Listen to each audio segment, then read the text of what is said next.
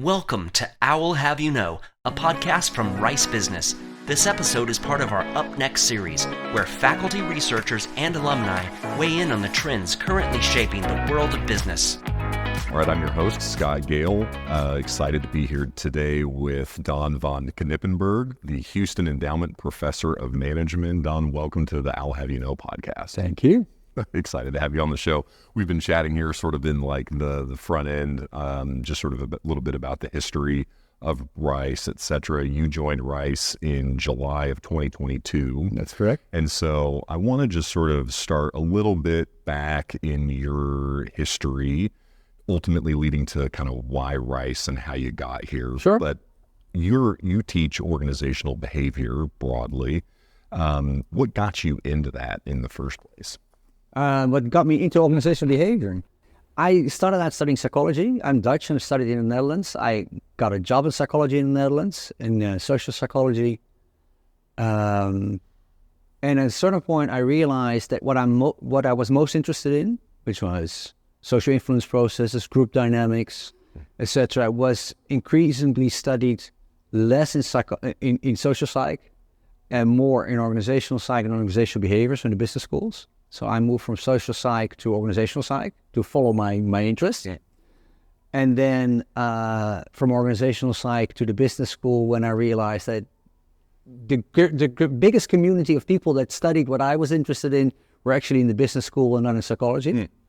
So it was kind of, I transitioned from one discipline to the other because that's where my interest had to transitioned, apparently. Sure.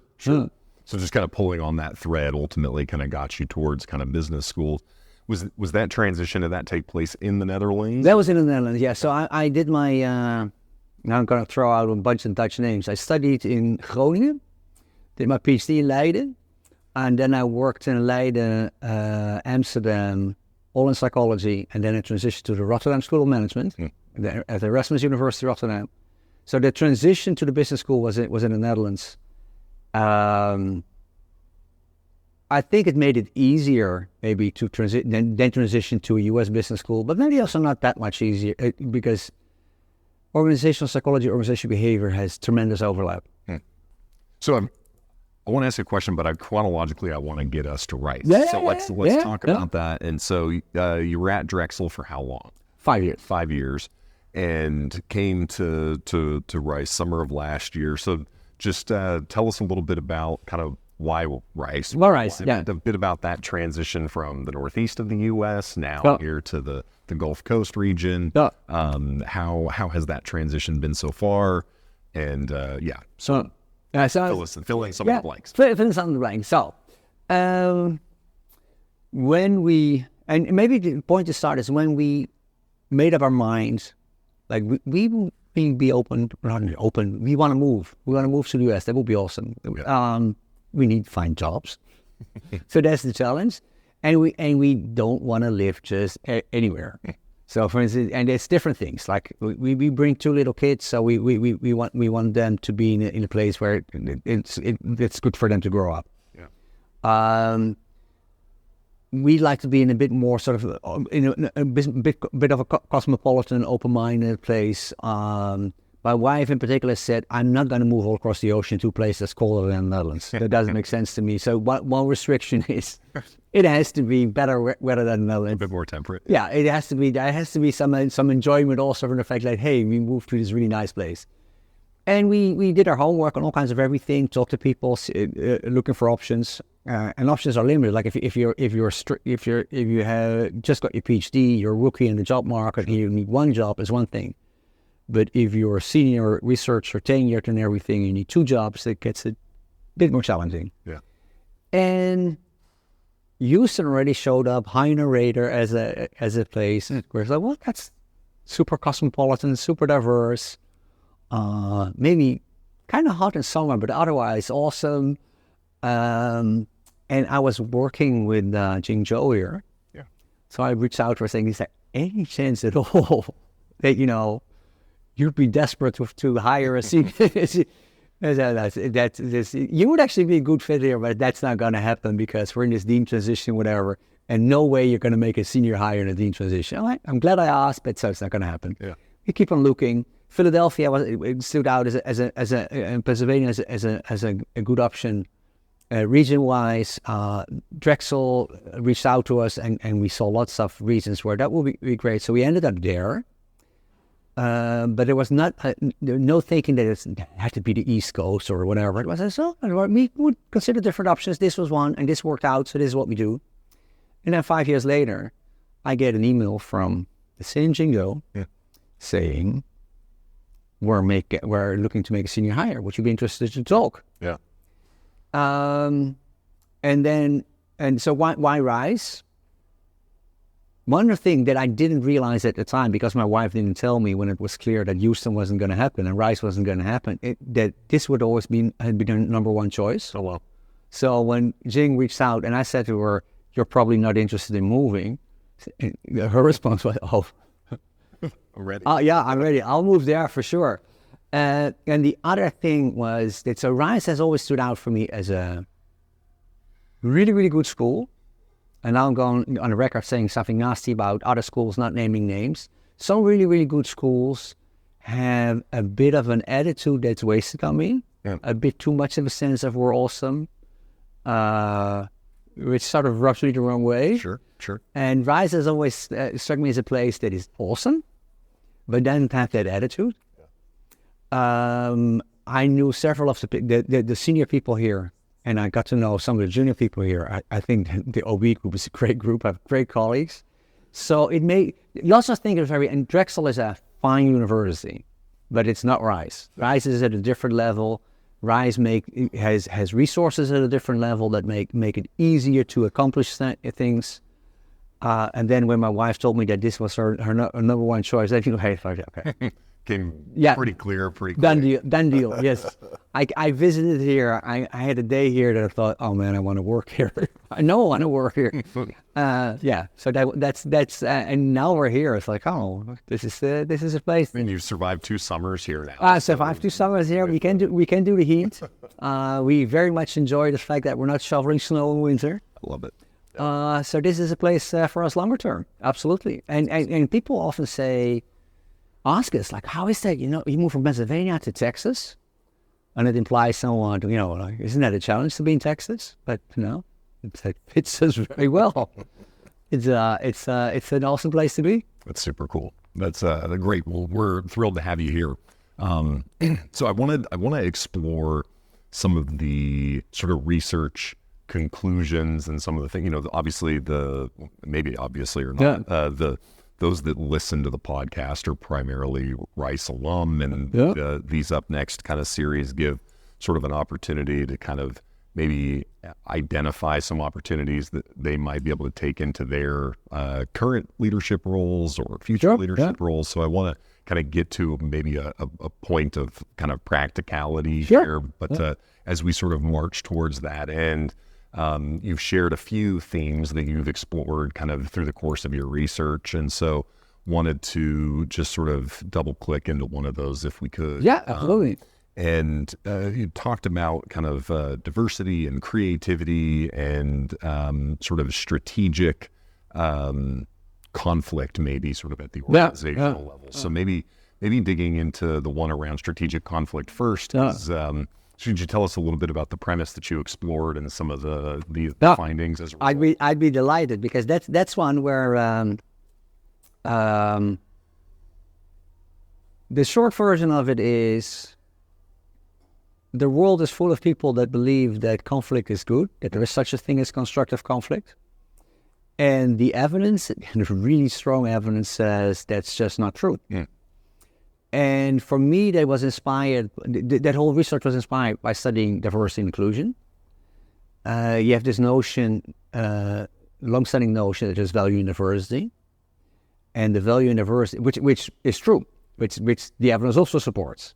You need to create the conditions to be able to realize that value, but it's there. And what I realized is that there is overlap in where the one thing is true and the other isn't true. The notion that there is value in diversity is based on the idea that if people have different perspectives, you can benefit from the diversity of perspectives. It makes you understand things better.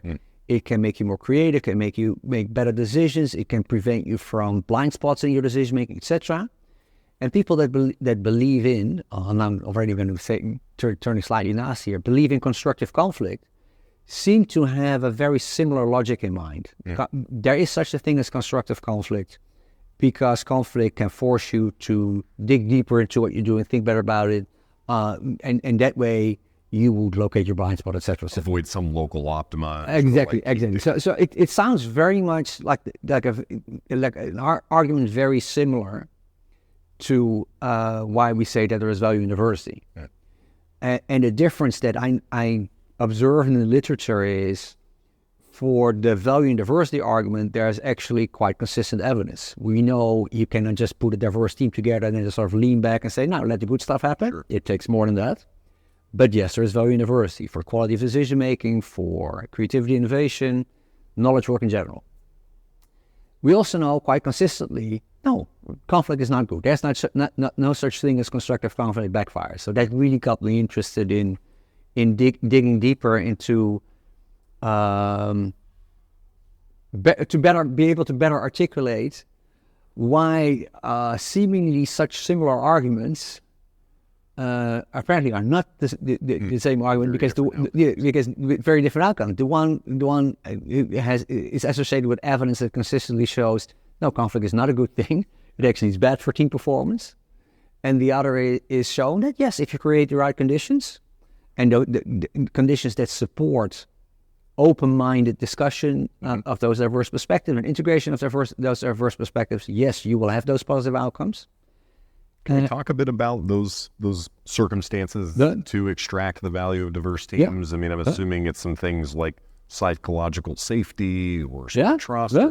Sort of like what are sort of the more statistically significant sort of... but you're assuming correctly. So that it starts with understanding that diversity, from this perspective, is a resource. It's an informational resource.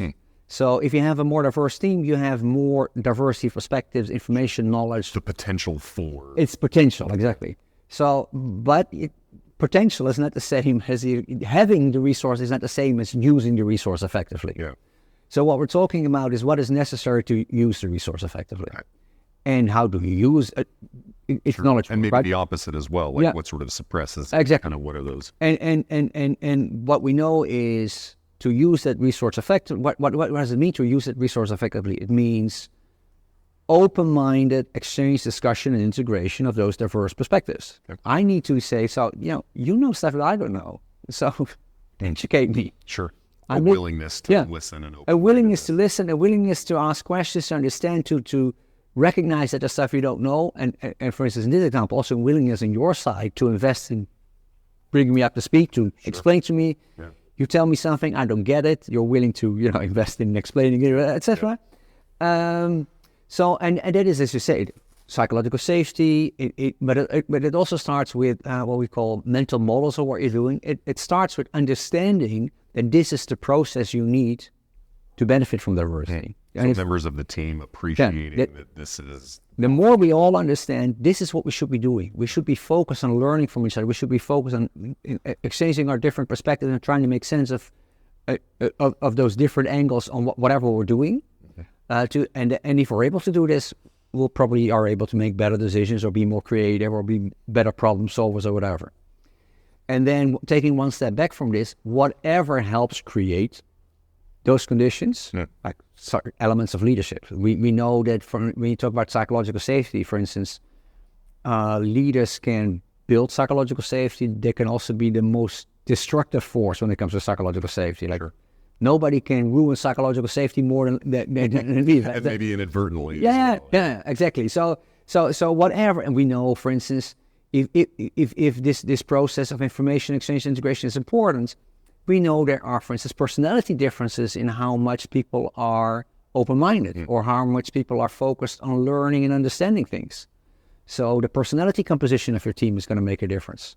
So patience to sort of allow that to play out. Maybe or just interest, like, you're saying, I don't understand what you said. So that piques my interest now. Now I want you to explain, now because I want to understand.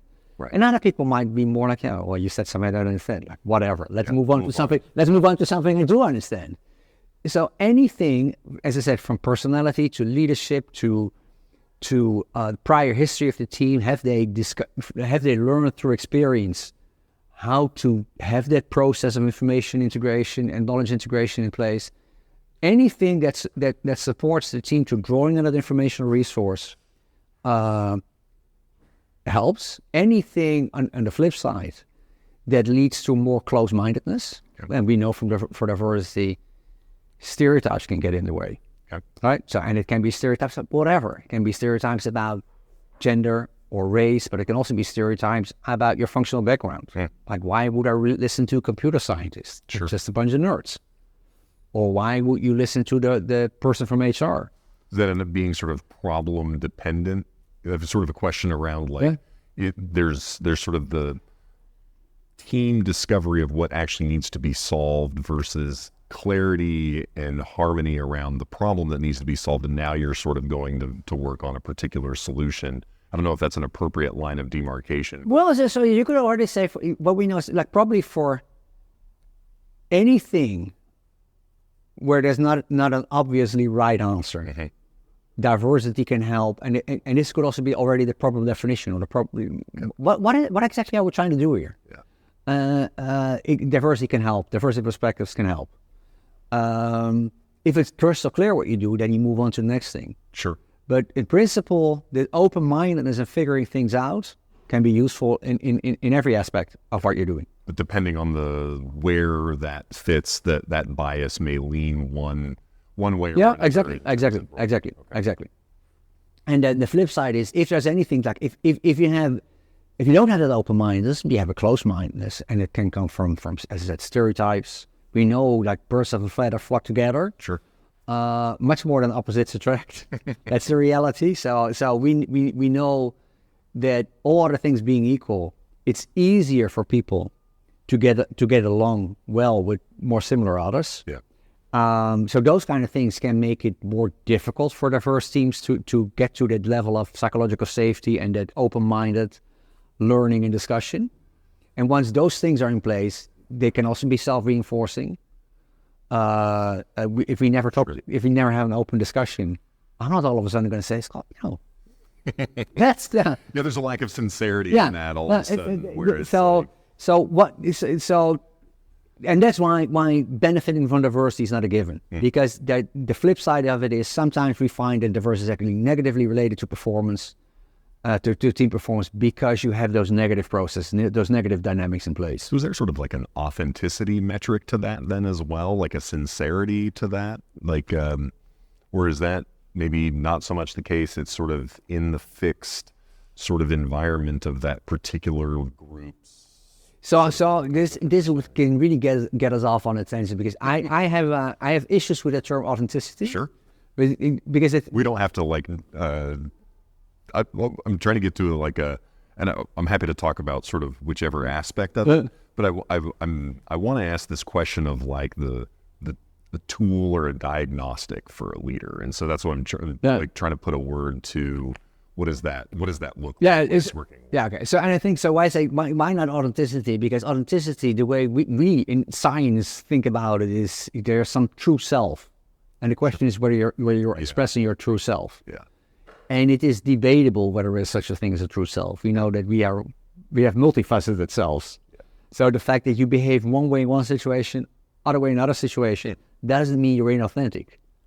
Fair. It's just you. Dynamic. You're mimicking the circumstances. When I go home and I'm with my family, I'm a parent, and I'm not so much a parent here. I mean, of course, I'm still a parent, but that's not part of the conversation we're having, that's fair. right? Yeah, I like that. It doesn't mean that I'm inauthentic, not expressing my father self here. It's just like, this is not relevant to the situation. Yeah. But what it gets to, I think, is the notion of inclusion. So the way, if you say insincerity, that's what it reminds me. So the reason why we're not just focused on diversity, which is kind of getting the differences between people together in the organization, in teams, but also in inclusion, is people need to have that sense of psychological safety that they can act like they want to act. So I have something to say and I can say it. I dress in this way, and if you don't like it, that's fine. You're not going to judge me for not, whatever. I can do what I want to do. That is important to be able to benefit from diversity. That people don't feel that they have to engage in a lot of self-censorship. I mean, there's limits, of course. We have to stay. It has to stay professional, but at least at a professional level, and allow them to perform to their best ability in the context of the challenge that they sort of stepped into. That's helpful. Are there some kind of diagnostics, sort of individually or as a team, whether it's phrases or attitudes or sort of outcomes to sort of say like, hey, this is maybe not as inclusive of a team, or is there sort of like a barometer or like a gut check to sort of look out for? So if it would say behavioral, and this is difficult because you have to sort of monitor yourself doing it. Yeah. But I think, and you said you came up with the notion of psychological safety for a reason. It's very obvious, it's very salient, and it's very central to what we're talking about. Okay. So I would say the way, if you can monitor your own team in action, this being in the action at the same time, sort of having this third person perspective. Sure. The way people respond to diversity of perspectives is probably the most thing. First of all, do you share diverse perspectives, or is it as soon as somebody suggests something, everybody seems to be agreeing? I've also been in situations where everybody always seems to be agreeing. There's no counter argument. Yeah. There's no sort of new information. Are we really always agreeing on everything, or are we just so nice that whenever somebody says something, we all agree? Yeah. So the whole thing at the end becomes some just mashed together Frankenstein of everybody. Exactly, and that's not what you want. And that's also like the champion of psychological safety, Amy Edmondson. Yeah. She would always say, "This is not what you want." Psychological safety means being comfortable, being uncomfortable. Yeah, love that. So what you should be able to see in your team, if you want to sort of measure it, it's subjective, but still is. You should see diversity perspectives expressed. Okay. If there's no diversity perspectives ever shared, anything that doesn't seem like a good sign. The other thing is, how do you see people engage with this? Okay. If there's no response, which can happen, like I say something and then you politely listen and then you move on to the next thing. This is actually what happens a lot with diversity perspectives. One safe way, if you're uncomfortable with diversity perspectives, to deal with it is just to politely hear it out and then move on, but not engage with it. Sure. A really bad sign is if it's very judgmental, like you're wrong, you're stupid, you're whatever. Yeah. And a good sign is anything where you see people make an effort to understand what's said, to understand the other perspective, and to try to relate it to how they understand things.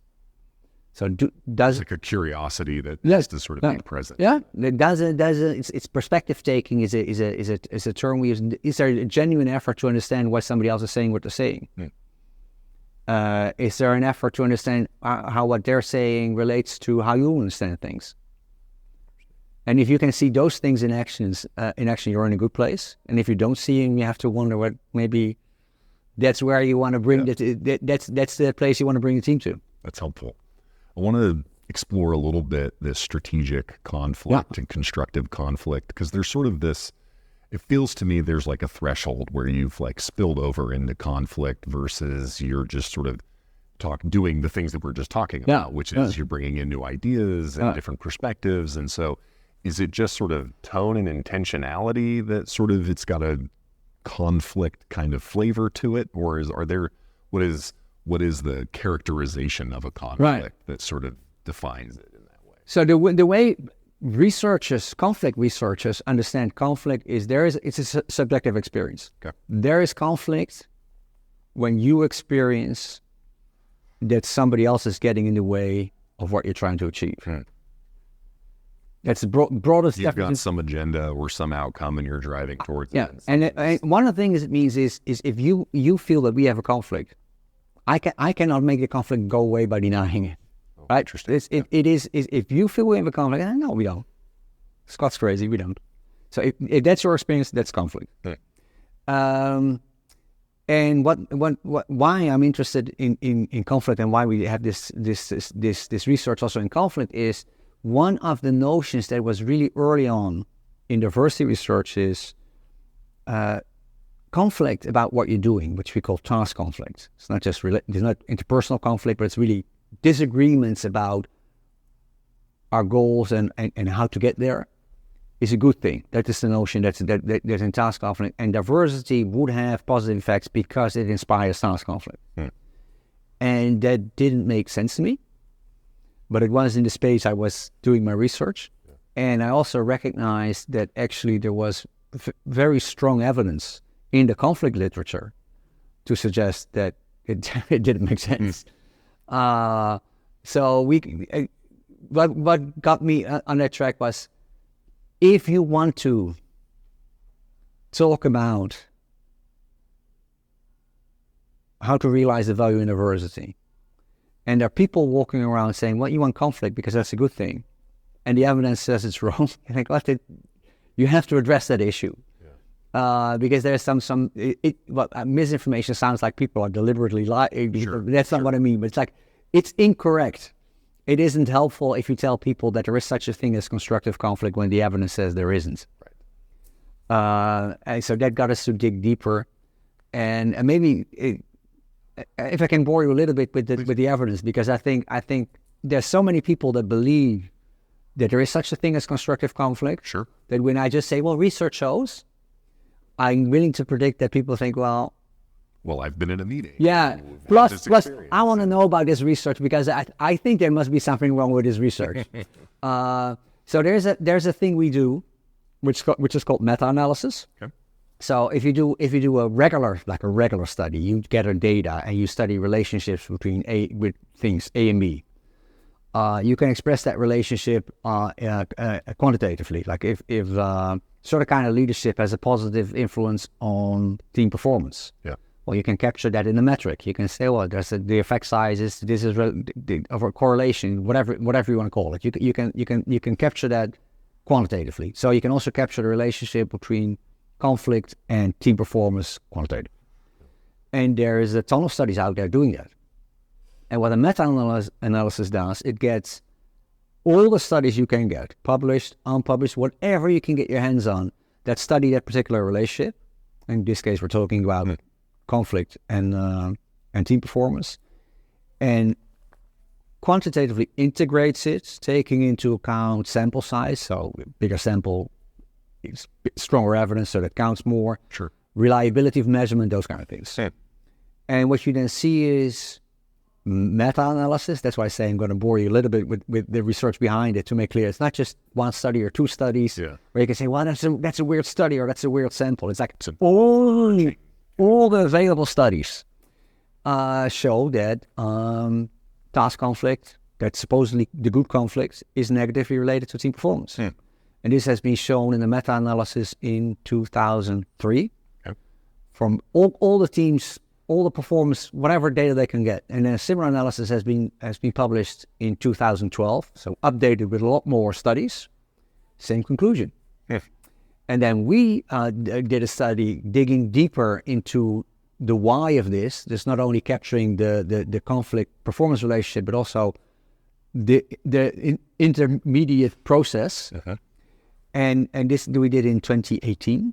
So that's on one hand, it's even more data. On the other hand, it's less data because we narrowed it down to top management teams. So these are senior management teams, and it's conflict, it's disagreement about the strategy.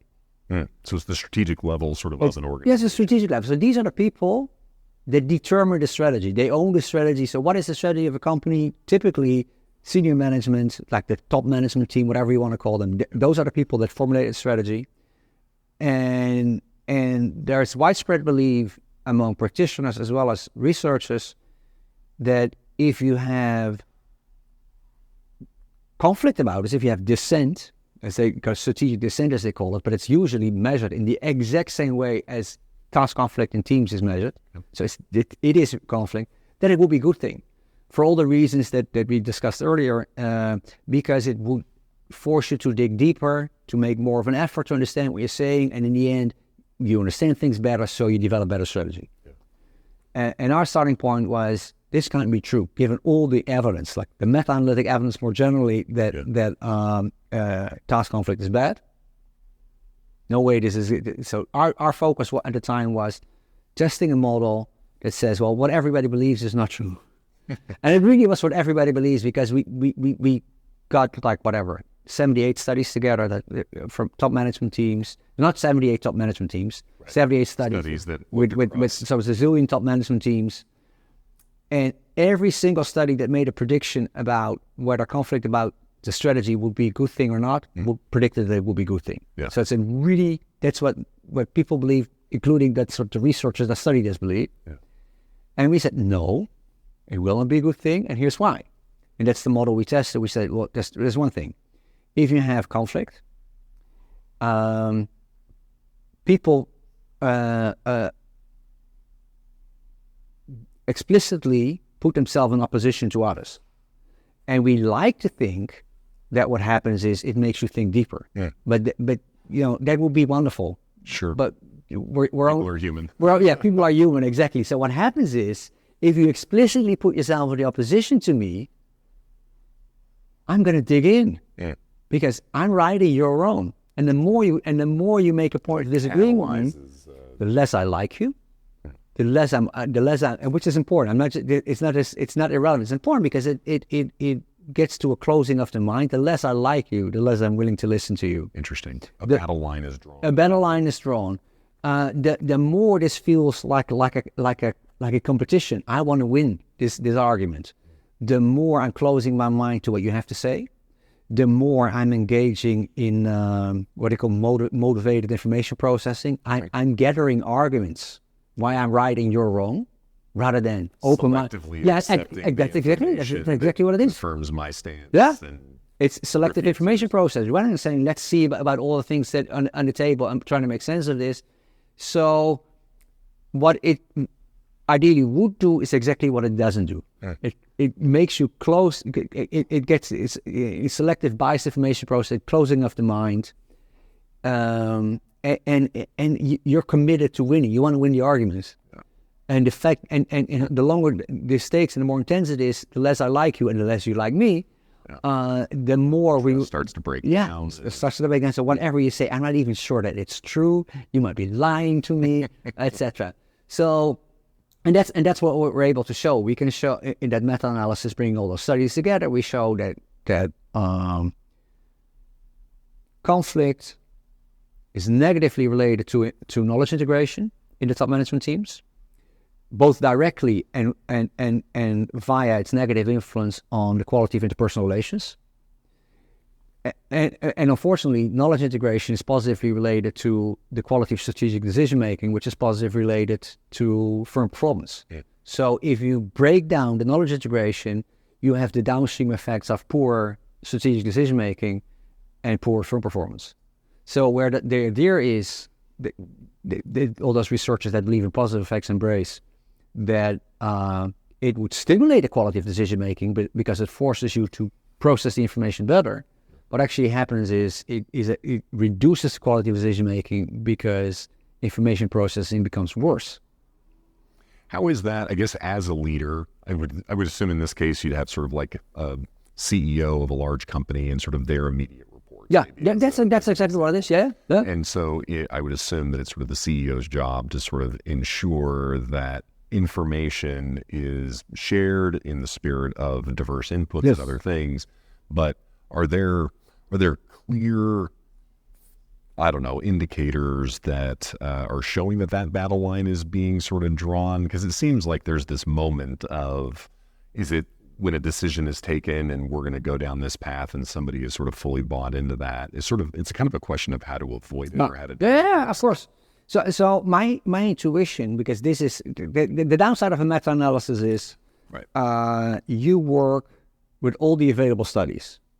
Whatever is not, which is awesome because you have all this data. Like it really is saying it's not just a study like another sample. It is like with all the information, all the research available, this is the best conclusion we can draw. Mm-hmm.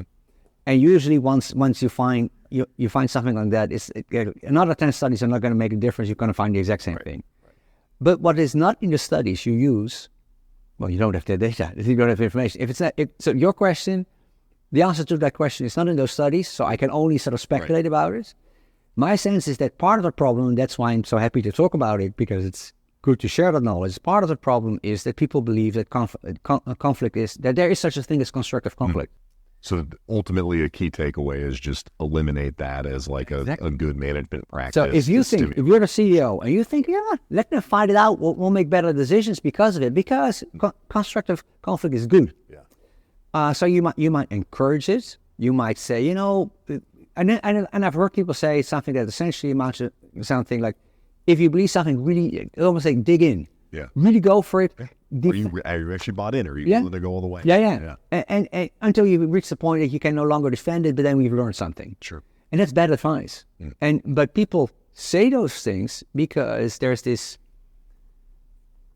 urban legend. This truism that sort of lives out there. That there is such a thing as constructive conflict. So an important part of the problem might be that CEOs, it's shared responsibility. Like you're going to say, well, you're the CEO, you should do this. So if they're all C people, so shared responsibility. They don't intervene because they think it's healthy, and they don't realize that it's actually hurting them rather than helping them.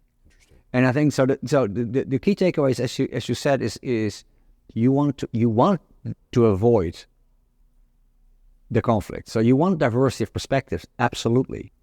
But you want to avoid the moment that it becomes oppositional. So if we have diversity perspectives, we see things differently, but we can avoid saying, I disagree with you, I'm right, you're wrong. But we're still at the point of saying, well, I want to, so this is how I understand it. And you say something that is really, really different. I need to understand why you say this. Can you explain to me why you say this? And I will try to explain to you why I say what I say. And then, you and I figure out how we can say such different things. As long as it's we together as teamwork trying to figure out how we can have the diverse perspectives. Yeah, it's not this face to face, exactly. But it's sort of shoulder to shoulder. Exactly. You can benefit from the diversity of perspectives. As soon as it becomes oppositional, then you go down that path where I have a sense of ownership of my position. I dig in. And it's especially when it's teamwork, right? Because it's also public. Like you and I might disagree about something, but it's not just you and I. There's the other people in our meeting also, and they know that I said A, you said B, and I'd rather leave this meeting with you, with you saying what I said than with me saying what you said, because it also has the public cost of changing your mind. Interesting. So lowering that cost. Yeah. And it can lower the cost by not making it oppositional. Yeah. And I think it starts with realizing that that's not what you want. And in part of this, it is not stimulating the conflict because you believe it's a good thing. But also what we know is teams function better if they have clear shared mental models of how they should function. A shared mental model is just saying like, what are our rules of engagement? Yeah. And I think when it comes to psychological safety, for instance, people make very clear, what does it mean to have psychological safety here? We don't criticize people. We, for the sake, we're always welcoming what people say. Doesn't mean we agree with everything, but we're respectful about it, and we want got clarity of what we're solving for. Yeah, we want to. We make an effort to understand why they're saying what they're saying. So one rule of engagement, ideally, should be, we avoid taking oppositional stances. Yeah. We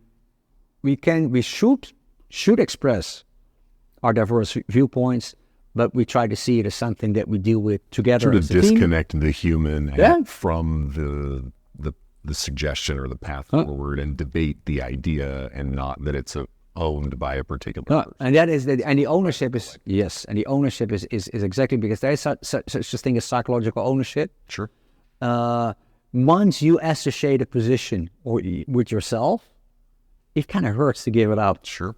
If you can distance it, like, this is like intellectual. This is the challenge. Yeah. But it's not about me or you.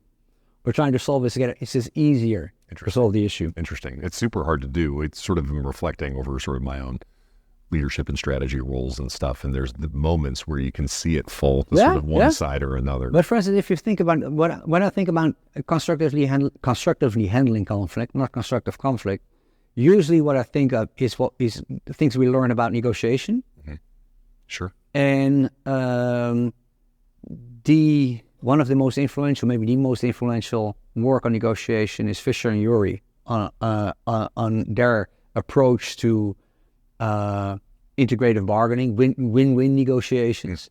And one of the practical advices they also give is if you're really finding it difficult to reach an agreement, one of the things you might do, you might want to create a shared document in which you both work and you revise.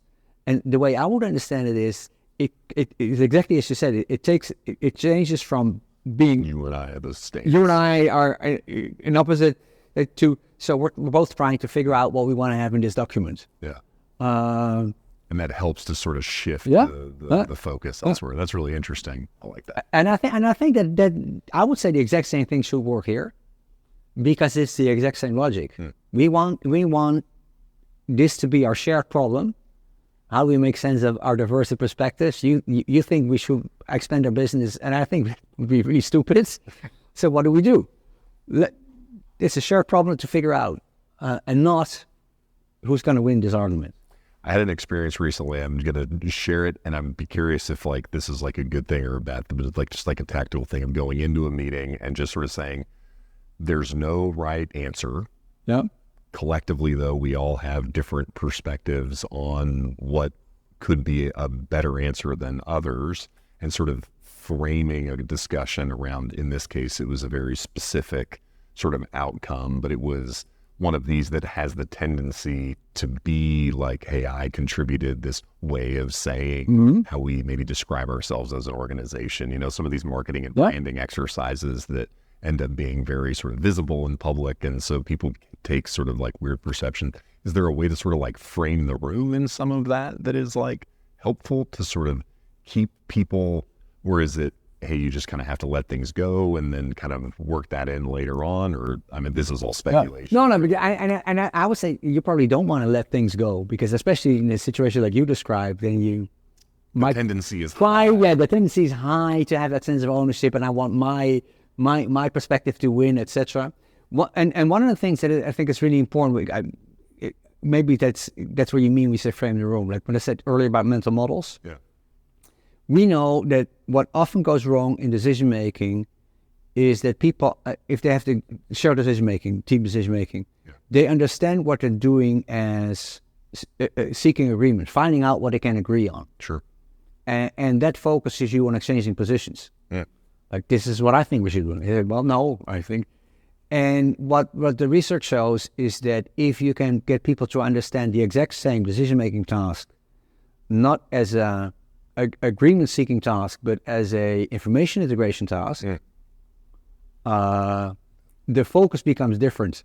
Yeah. And people are much better decision makers because they think, well, information is so we need to get all the relevant information on the table, and we need to make sense of All it. the facts. What do you know? What do I know? And then and it makes it easier then so we don't need to know your position. We need to know the relevant considerations. Yes. And then it also becomes easy to say, so I didn't notice. Where did you learn this? Like, what is the context behind this perspective? Tell me more. It's easier than when the anchor is, this is your decision preference. My decision preference is different. Because you're removing all of the decision criteria that led you to a particular sort of statement, and you actually, the team needs the criteria and the context in the back. And interestingly, and I think not accidentally, the Fisher and Urey negotiation stuff also says the positions are the problem in negotiation. If you say, I want this, and I say, well, I want this, that's different. And then we could find it very difficult to agree on those things. Yeah. They say, well, what you want, you don't want to talk about positions, you want to talk about what they call the interests behind the positions. Why do you want this? Yeah. If you understand why people want whatever they say they want, then you can think of alternative ways for you to get what you want and me to get what I want that are less in opposition. And I think this is a similar logic here. If you talk about the considerations behind what might be your decision preference, we are better positioned to figure out what we can all agree on in the end than when we take the decision preferences as a start. Yeah.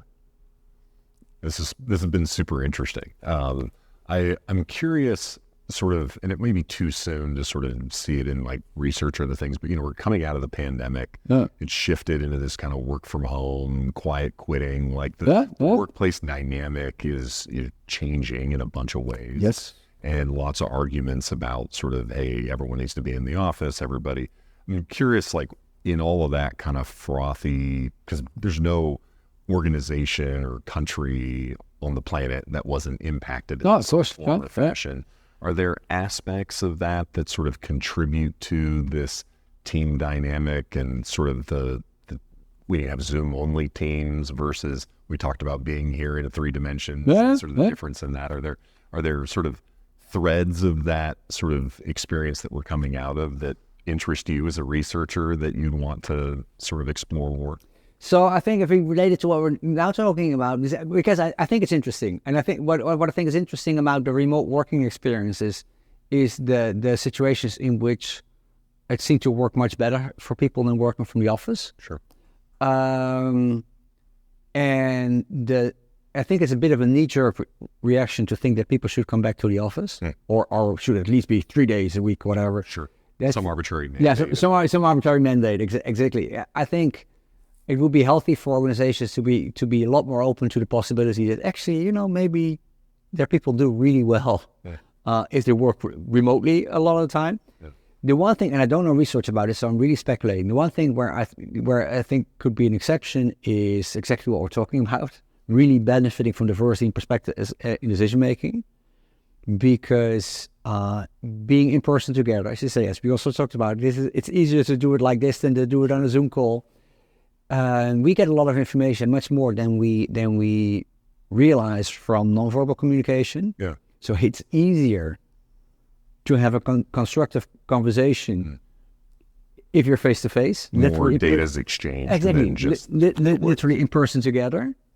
Especially when it gets more complex, and there it's really diversity of perspectives that are not simple to integrate, but it takes some effort to do it. So for those kind of meetings, I would think that actually it really helps to come back to the office and meet. Yeah. For lots of other stuff, I think the office is overrated. Yeah. But here, yes, I although I don't know the research, I would imagine that if you do the research, you'd find that for creating synergy from diversity and preventing conflict, it helps if you're face to face. Interesting. It'd be interesting to see sort of how that plays out over time. Like you're saying, it's pretty early overall to sort of see what those outcomes are. What's next for you from a research standpoint? What are some of the kind of areas of interest that you are actively thinking about exploring or working towards, to the extent that you can kind of give us a peek behind the curtain? Yeah. So I think part of it is what I'm sort of actively exploring, because I haven't quite figured out how to do it. What annoys me, whatever it is, like the scientific is the nerd is annoyed. We know a lot more about how to benefit from diversity perspectives, from team diversity research, than we see reflected in DEI practices.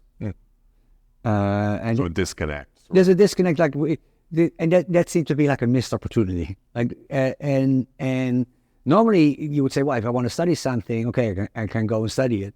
But something that doesn't exist yet is a little bit more difficult to study. So you need to be able to create the situation that you could like a pilot something, whatever, and then study however that works out.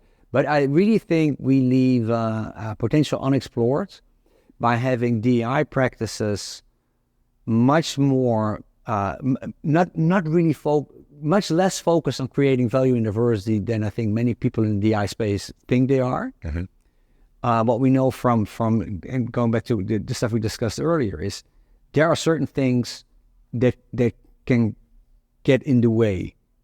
If you have diversity, it can also lead to a closing of the mind of people. And there seems to be sort of a naive idea that if you only can prevent those negative outcomes, you'll be good. And we know from team diversity research that that's not true. You also need to actively invest and create in beyond not having biases and stereotypes play out or whatever. You need to actively invest in creating the context that people actually understand. We can benefit from diversity, but it really takes an effort. So we have to make that effort to learn from each other, to integrate what we have to say. And I don't see that reflected in DI practices. Or maybe there's now some company somewhere that says, oh, that's what we do. Clearly you don't know us. And then I'm guilty as charged. No, I don't know you. But most DI practices that I am aware of are very much focused on equal employment opportunity only. And equal employment opportunity is super important. So I'm not arguing against it at all.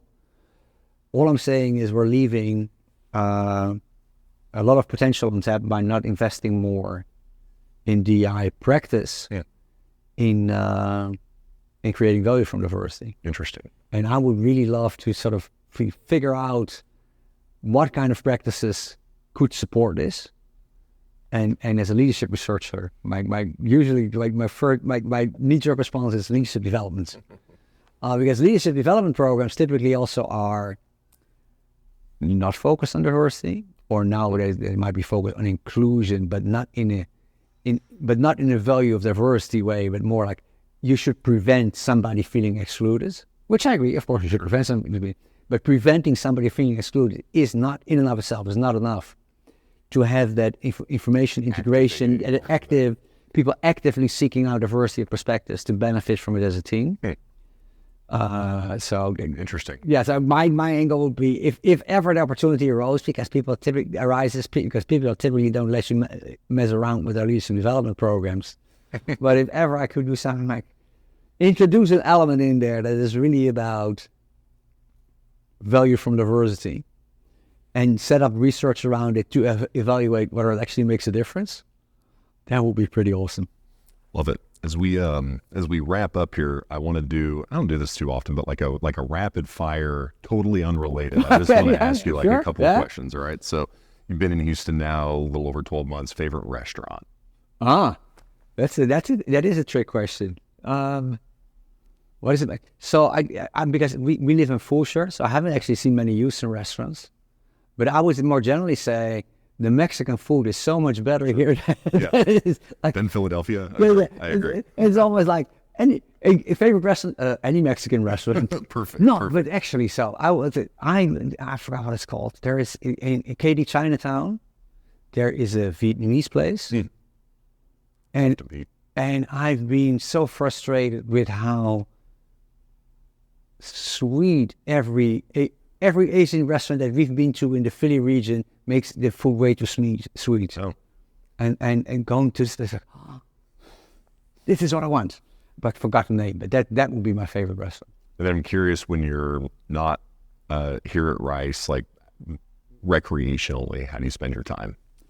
I exercise every day, obsessive compulsive. So I get up at 5. I work out in my gym garage, which gets very hot in summer. Sure. Yeah. And then I ride my bike for half an hour, and then I swim for 20 minutes. That's awesome. And every opportunity, which is, I'm happy if it's once a week, I go hiking for a couple of hours. Sure. That's one thing that Houston doesn't have is the topography. I would say that was a lot easier in Pennsylvania, where 30 minutes from home you go nice hilly country and whatever. Right. And here it's that's a bit more challenging. Indeed. And then favorite nonfiction book. Oh, that is also the tricky one because I read a lot of nonfiction. Again, unrelated to sort of the work that you do, but if there's a particular... Wow, I read so many different things. Maybe the most recent one that you... So I'm currently reading the most recent one because I don't want to think, favorite. I'm bad at favorites. The most recent, I'm currently reading The History of Texas, which seems kind of appropriate moving. Yeah, absolutely. That's awesome. Dan, it's really been awesome to have you on the show. Appreciate you taking the time. My pleasure. All right. Stay well. Thank you so much. Thanks for listening. This has been I'll Have You Know, a production of Rice Business. You can find more information about our guests, hosts, and announcements on our website, business.rice.edu. Please subscribe and leave a rating wherever you find your favorite podcasts. We'd love to hear what you think. The hosts of I'll Have You Know are myself, Scott Gale, and Maya Pomeroy.